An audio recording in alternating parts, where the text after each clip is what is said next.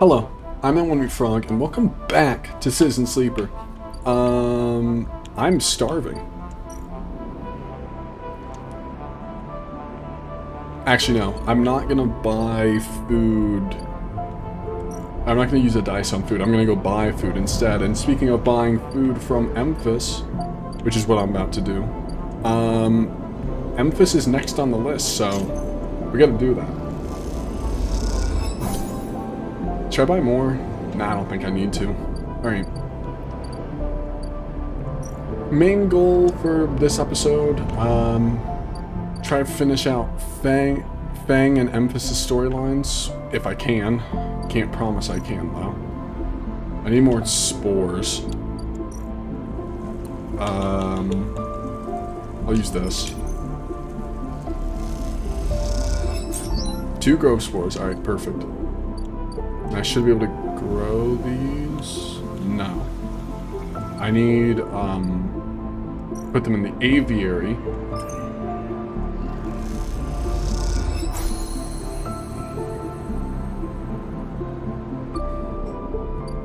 And then, I have to wait how many cycles? 4! Oh my god. Well, I guess I'll pick some more spores for when I need them then. There we go. Alright, the rest of these... What did Fang need me to do? Wasn't this? Okay, so the next person on our list after Emphas and Fang is Tala. Do you remember Tala, the person that we haven't talked to in, like, 7 episodes now? Yeah, you know, the one that was working the bar. That wanted us to build the still and whatnot. Yeah, we're finally gonna actually help her build the still. Let's do that thing. Yeah, I lost energy. Okay. What the hell? Ew. Stalin. Don't do that. Let's buy some more food from Emphas and then we'll go to bed. I don't know how much story stuff is going to be in this episode. It's mostly going to be a bunch of clout grinding, I think. Oh, wait. There is... Here, are the ships here today? This one is. We can buy scrap. And don't give me a ship mine, please. Just give me scrap. And with the scrap, I should use that to build that house I unlocked, right? Derelict unit? Yeah. I mean, I don't have enough to finish it up just yet, but it's good to start working on it so I don't have to go back and forth between the Greenway. Alright. But for now, we do have to go back and forth between the Greenway. So... I'm gonna sleep. You know what? I'm actually just gonna keep going until, like, until something happens. So, see you then. Okay, I don't know how, but I got another piece of scrap. So, I guess my house is done? Nope. I have to seal unit now. Okay, cool, whatever. The thing I got, the bad unit or whatever. What's this do? +2? Now I'll just do this. The bad unit is now a repaired unit, and I can actually sleep here now. Feed a stray?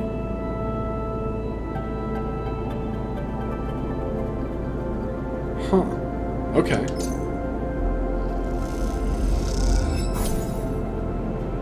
Something moves in the shadows. Interesting. Oh, okay. The stray hops up onto a work surface, oh my god, and looks out of the unit's small window.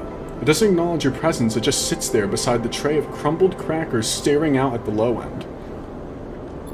What is this cat's story? Are there more on the station? You haven't seen another in the low end, but in this vast megastructure that means little. There could be a whole colony of cats like this one down in the Warrens. You look at its sleek dark fur and sharp eyes. It doesn't look ragged, it looks at home. In fact, its presence in the unit makes you wonder if this is the stray's apartment which you are squatting in. Approach it? You lean a little forward and the stray tenses up. Perhaps best to give it a moment to get used to you. The stray settles a little even, and starts eating, picking at the broken crackers. You don't remember ever having been this close to an animal. It triggers something in you. A recognition of a life, totally unlike your own, but still somehow connected, parallel, even interwoven. The stray licks crumbs from its fur. Do you like it here? The stray flicks their tail at the sound of your voice.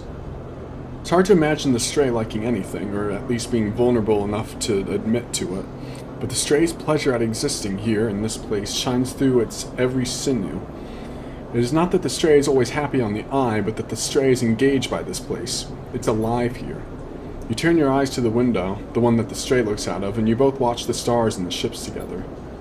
Feel something pass between you and the stray, a kind of acknowledgement of each other, a sense that each of you might share something with the other, a point of connection. Then, all at once, the stray yawns wide, hops down from the unit, and brushes along your legs, and then it is gone, out through the unit door and back into the corridors of the low end. Can I... Okay. I can feed it again. I'll do that like once a day. I can re-roll. What does re-rolling do again? Re-roll all your dice once per cycle. Does that just give me more dice that I can do stuff with? I don't know. Let's test it out. If I put... Well, shoot. Now I don't want to test it out.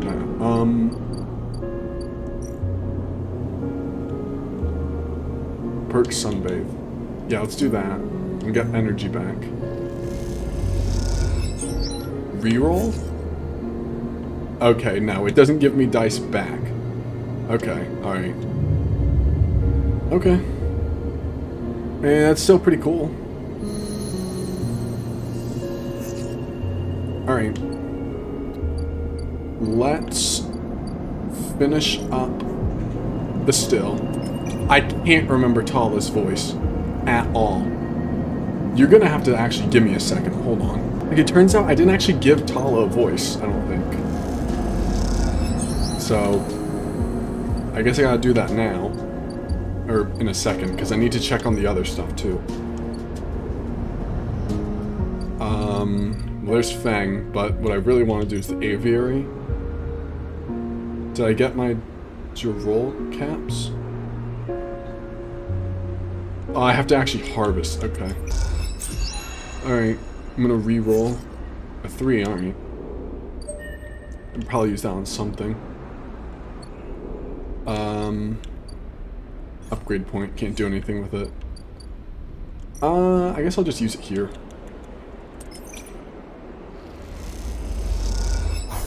Alright. Alright, we'll talk to Tala first, and then we'll talk to Fang. But actually, first we'll talk to Emphis. Hey, Emphis.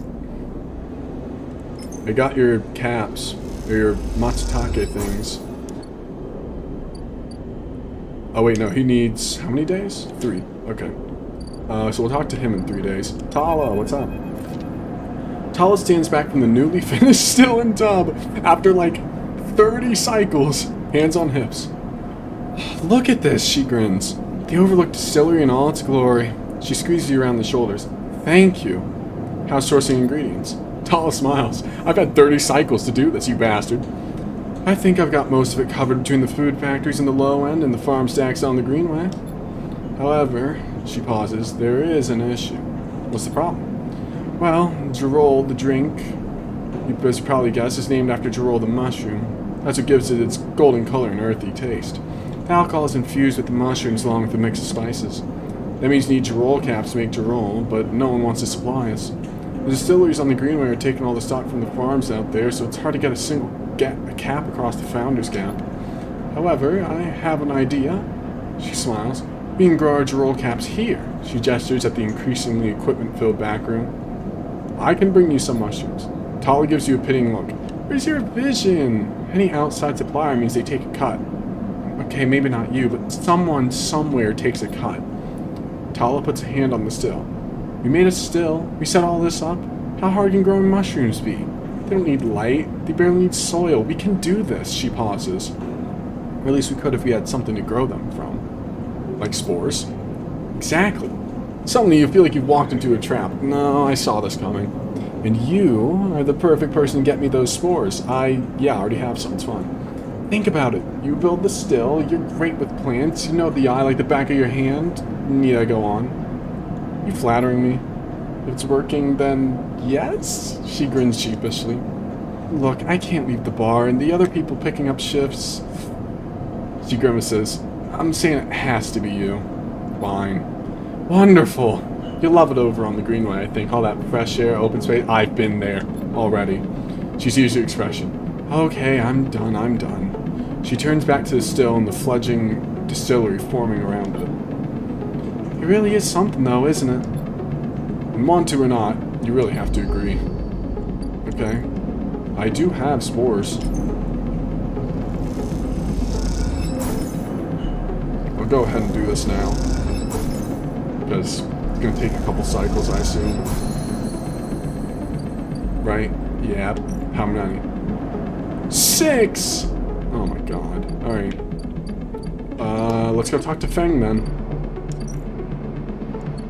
What's he got to say after all this time? What were we even doing? Crack Conway. Right. The guy that's addicted to crack. Not really. When you enter the service dock, Feng is already set up, crouched among stacks of equipment. Oh, he's back! He's leaning over a terminal bathed in a blue glow. He looks totally at home. Sleeper! What do you think? Turns out not everyone in Havenage is set against me. A couple of my old systems pals managed to ship me some of my old gear. He gestures at the pile of blinking hardware. Nice kit. Feng does a mock bow. What are we looking at? One massive smoking gun. He raises his eyebrows. Feng beckons you over. There's a set of scans of the waste on his terminal, with heat maps of activity overlaid. A chunk of the derelict rim is blotchy with bright red and orange marks. This look like a wasteland to you? Feng shakes his head. There's hundreds of Conway machines out there, all lined up in concealed hangars, and a whole underground facility to support them. Hardin has a crew out there putting them together. He must have shipped them in, piece by piece, through the shipyard, ready for assembly out here. Why? They're planning something. No one needs hundreds of heavy-duty reclamation drones to run this kind of operation. Maybe Hardin masked this whole thing as an effort to clean up the waste, but there's no way this is about pulling scrap off the eye. Feng looks worried.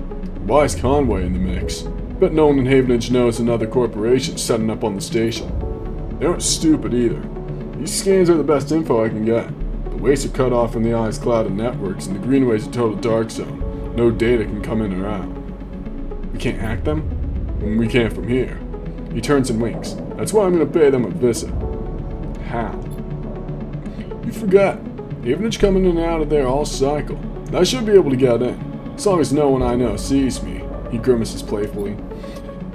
But I need you on the outside to help disable security systems and cut me a pathway through. There's no cloud access, but if I can get inside, I can open up nodes in their network and we can work together in tandem. Okay. That's the Greenway thing and the hacking thing. Oh my god, we're finally gonna do that? It's a massive facility buried deep down there. Miles of corridor and ventways wrapped around cargo bays and hangars, so it'll take more than a few cycles to work through it. As long as you can keep them off my back, I know I can rip what we need out of there. He pulls a handful of ripper worms from his pocket and hands them to you. Jesus, more of this? These are the last of my little helpers I managed to salvage, so make them count. I modified them slightly. This time they'll feed their data threads back into the system that they're tunneling into, creating a nasty little feedback loop. We run it just like we did with the agents. Hack the nodes I pinged to locate the ports for the security system, then slot the worms in those systems, let them go to town. He points to a fuzzy silhouette of the buried facility on the terminal. Here's the entryway. This is where you can get access and slot the first worm. That'll fry the perimeter systems, get me past the first cordon.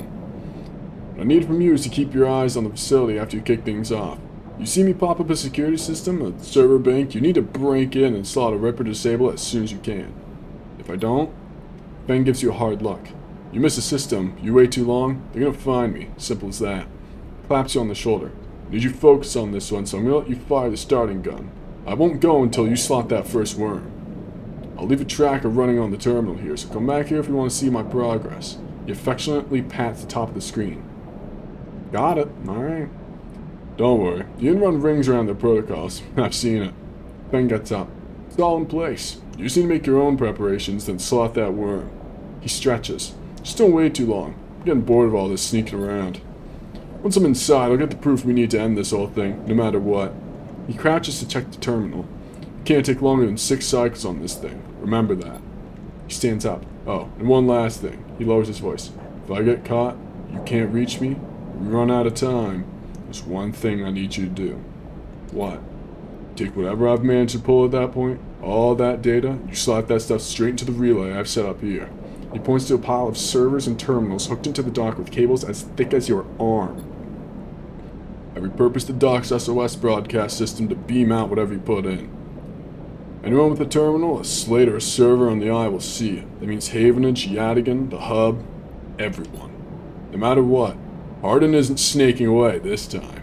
He grins. I've got a bit more to do here, but the moment you slot that first worm, I'll make my move. He gives you a parting smile and turns back to the terminal. The nerves hit as you make your way out of the service dock. Time to prepare yourself. I have the Ripper worms. 4! My god. I assume they're all gonna be... Yep, they're all in here. I'm probably gonna need some dice before I do that, so I'm gonna sleep. And then cycle. And I was supposed to do something with that cat, but it's whatever. This is way, way, way more important. I'm gonna go ahead and take that now. Alright. Let's see what we can get up to in here. Okay. Here's the first. Slot. The worm tunnels in, starts living through the data node. Conway facility opens up to Godspeed Fang. As you slot the worm, a thread jumps out of the facility. It unspools in front of you, releasing its data like ink and water. Sleeper! Fang's voice crackles through. Moving in. Nodes then ports. A whir of interference. Slot the worms. Timer starts now. Stay safe. The thread dissipates. You're on your own now. Okay. Let's do it, please. Consec F1. Match input 3. Damn it.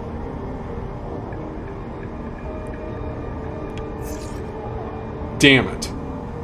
I can't do it. I'm gonna have to wait. God damn it. What can I do? Who can I work towards? Lem and Mina, but I think that's... I think Lem and Mina is continuing the ship thing, and I'm not ready to do that. Oh, I can turn the camera. I didn't know I could do that 9 episodes in. Jesus Christ. Alright, Rika. What did Rika want me to do? Flotilla aid. Emphas.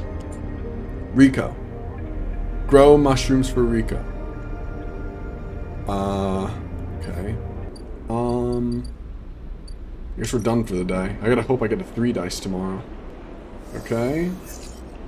Got a 3 dice. Hell yeah. Okay. Here we go. Got it. Where's the next one? Here we go. Ripper worm. And next... Oh, there's 2. Oh, Jesus. Alright. What's this one? 4? You're really running me dry here, man. Okay. And this one? 5! Dude! Alright, what's next? Let's slot it.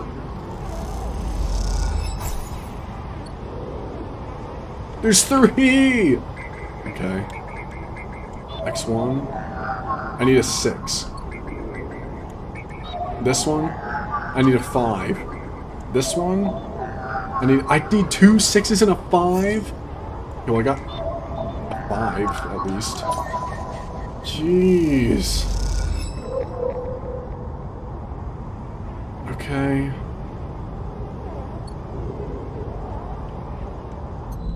Alright, I do have... I could turn in these, right? Okay. I guess I'll, go here and forge for the Droll caps. Should be able to do it fine since this is technically a 6. Yep. Alright. Hyperlabs. Oh, droll samples. Here we go. There we go. I can talk to Rico. Alright. Rico meets you at the entrance to the lab, leaning on her crutch with a glint in her eye. Walk with me, Sleeper. I'd like to tell you a story. She makes her way down the corridor that leads back up towards the main commune building. When people first crossed what we call Founder's Gap into the Greenway, they did so against the wishes of Andre Erlin. At the time, Erlin was trying to stabilize the Union and establish control over the Eye in the wake of Solheim's collapse. It was chaos, competing factions, failing systems, so many dead and injured from the riots. That was his priority. Why? Erlin was interested in people, not plants. He was a pragmatist, and for good reason. You both crossed through a glass-roofed tunnel, the Greenway outside crowded with vines and branches, dappling the light. Erlin had written the Greenway off, cut off from the rest of the station and linked to a broken spoke. He claimed it was only a matter of time before everything here would die. He refused to let anyone abandon their duty to the Union and cross. They were traitors to the cause, or as good as. Rico continues, making her slow but steady walk into the inner gardens of the commune. There weren't many of us, but we believed what was here was worth saving.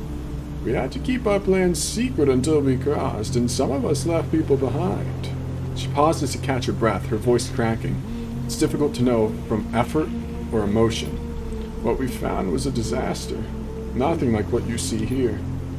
Half of the Greenway was leaking oxygen into space, the plants flash frozen. The other half was a swamp of mulch as decaying matter clogged every system. We worked hard. We lost good people. We cleaned up and closed up, but it was never going to be enough. After many, many cycles, we all knew this place was doomed, but we kept on working, talking less and less because we couldn't face it. We all developed a death wish. If the Greenway was going to die, so would we. What changed? Everything. Rico smiles. We crossed some invisible boundary, tipped some biological scale, and the Greenway started to recover. Plants flowered, crops sprouted. For the first time, we reaped the fruits of our labor. Rico smiles, looking up at you. We thought it was us, that we managed to do just enough to end the cycle of decay. I thought we had saved the Greenway, until today. You pass into the grove edge of the commune, rich with the hustle and bustle of Haifa members planting and harvesting. For a while, Rico's quiet and you both simply observe the hypnotic movements of the work crews, the eager chatter washing over you like a wave. Rico smiles to herself. I should have known, of course, that our arrogance was unfounded, but we needed to believe back then. We needed a myth to bring more people across the gap. You both move into a smaller corridor, Rico following some direction unknown to you. What you have shown me is that, back then, the Greenway saved us, not the other way around. Tell me, have you ever consumed one of the Matsutake or Jirol caps you've been growing? Not yet. They can be difficult to prepare without proper equipment. Like Emphas! She muses, but you should try them. After all, they were designed for you. Rico has a mischievous look. What are you talking about? At first, I thought it was the location they were grown in that made the mushrooms from the aviary, from the labs, or from the grove different to each other. What I have come to understand is that it's the person growing them. The Matsutake and Jirol caps you brought me are totally unique, containing compounds never usually found in similar specimens in my possession. Many of these compounds aren't even digestible for humans, but for a sleeper like you. Rico smiles as she leads you into the internal garden of the commune where the Haifa members have planted species from all over the Greenway. So, I bonded with the plants? Okay. Back when the tide turned, when the Greenway started to recover, we all felt something. A response. It was as if this place was not just alive as a forest is alive, but alive in other ways. Communicative, responsive. We shrugged it off at the time, but now I understand why. Rico stops and turns to you. This place is responding to us, adapting to us. It's adapting itself to us. It's growing fruiting bodies for you, for me. is adapting, changing. It is, in short, displaying all the signs of sentience. How? This is what I wish to know too. What being is in control here? Riko sits on a bench within the peaceful gardens and gestures for you to join her. You've been growing the Jirolls and the Matsutakes in the aviary, those species so familiar to the Greenway. Have you discovered any others? Yes. Riko can barely contain her excitement. I should like to see those. Please bring me some next time you're here. You look around the garden, amazed at the sense of peace within it. Riko interrupts the silence. There's a species of mushroom that I haven't seen in years. It is dark, short, shaped like a club. You mean the club head cap? We first found it in those early days when we were working to save this place. It was around the time that we started to lose our first members. They were succumbing to some infection, some mold going deep in the dark mulch that drowned this place. At that point, we thought were lost. And then these mushrooms emerged from that same black mold. We tested them and saw that they contained some compounds that counteracted the mold. They contained an antidote. Of course, as a botanist, I saw this as part of the natural processes of the ecosystem, even if the timescale seemed absurdly short. But what I am wondering is if that antidote was a gift. Riko meets your eyes. Perhaps if you are patient, you will receive your gift too, Sleeper. You both sit for a while. Riko's seemingly done telling stories for today. You watch the light playing off the leaves and plants around you and wonder what forces could be at play in this place.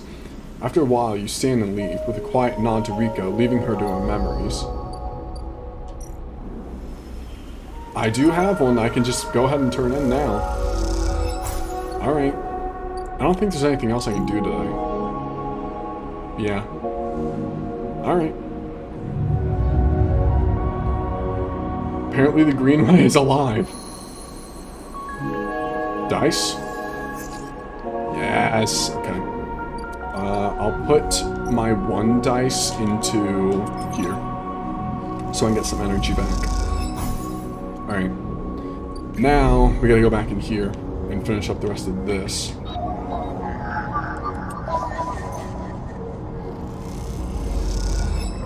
Nice. Am I able to do this or no?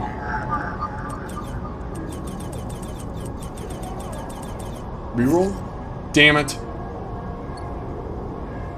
Okay. I better get another 6 dice soon. How's it looking over here? Has Emphas finished up yet? Yep. Okay.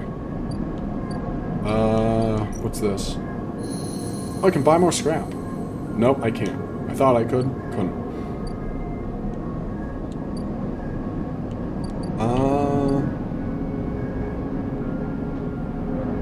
Oh, yeah! The only person I can help right now would be Neovend. Remember Neovend? Huh. Alright, let's scale the spoke. In a second. Oh, I can't buy from Empress, can I? Damn it! Alright, yeah, we'll just scale the spoke then. I wanted to get more energy, but whatever.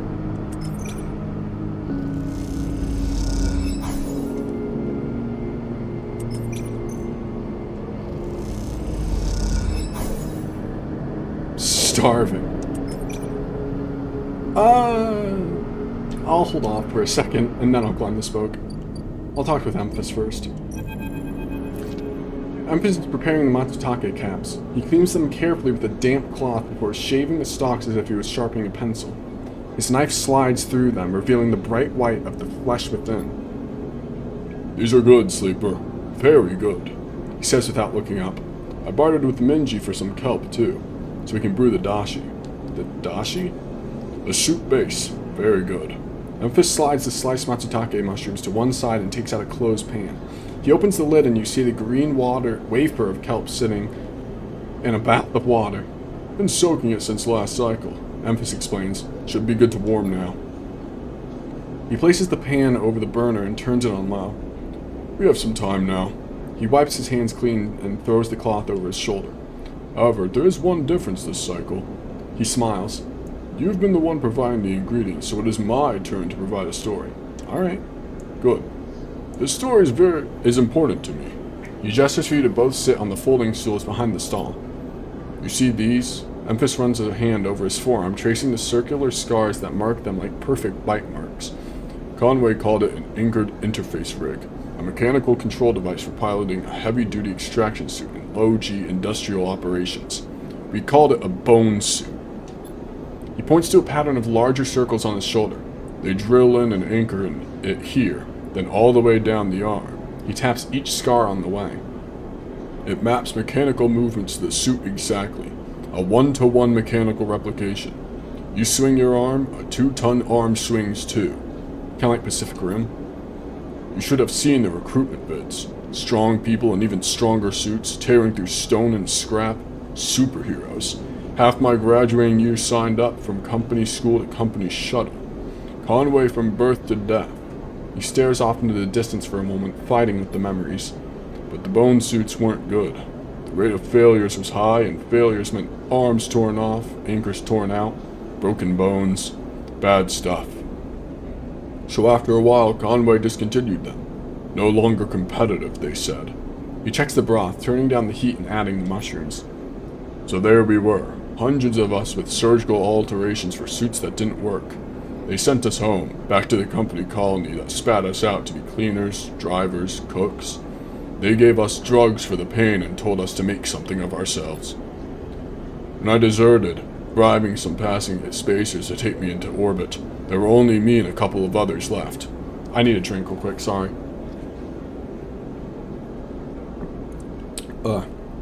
Doing that voice kind of dries out my throat. The rest just faded away. Arthritis, osteoporosis, they folded in on themselves like paper lanterns. That was my generation. The anchor points still ache, still burn. He touches the scars. But what burns worse is the betrayal. I've been on the eye a long time now, but that will never fade. Not that, and not the faces of my friends. Empus reaches over there and sprinkles a handful of leaves into the broth. It is ready. I'm sorry. Don't be. It was Conway's crime, and you know better than most what we went through. It is enough that you are here to listen. Empus pours the broth into a double-walled metal bowl and hands it to you. The heat radiates through your hands, and the smell drifts up, rich and sharp, like a pine forest after the rain. You drink the broth slowly, chewing the matsutake and thinking. Empus busies himself with cleaning the pans in the bowl, sealing the kelp back up for another day. Then he quietly comes to sit with you while you finish your meal. Neither of you speak, preferring instead to let the story linger in the air a little longer. It is not that there is nothing to say, it is that sometimes, in the moments after something, speaking breaks the spell. So you both idle, eager to be in each other's company, Empus taking longer over his cleaning, his packing, and you savoring the final dregs of broth. When you finally finish and hand him the bowl, you feel the spell break and the story leaves you both. And as you leave, know that both of you are somehow a little more empty and a little more full than before. Damn! And it refilled my energy completely, of course. Hard to kill. We've almost gotten all the upgrade points, so I'm thinking we're getting even closer and closer to the end. And I'm going to... Whoa, what's this? Paz Import Export. Sell ship mine. 150!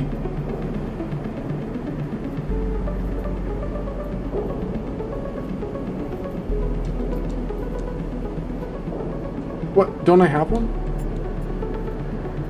Oh wait, no, this is the Neoven ship mine. Definitely shouldn't sell that. I could buy one, but I'm not gonna sell it. I'm not gonna buy it just to sell it. That's stupid. Interesting. Okay. I'll keep that in mind, I guess, if I somehow get another ship mine. Let's scale the spoke. Damn it. Alright. Well, we're here. I guess we'll sleep. Oh, I can interact with the cat. Yeah, I'll do that. And end cycle.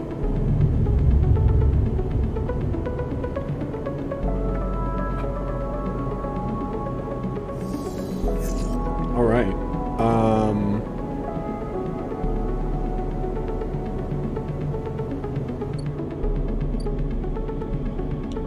I should probably just leave the episode here. Are we done with Empus? I didn't think we were going to get done with anything today. Emphas done. Okay.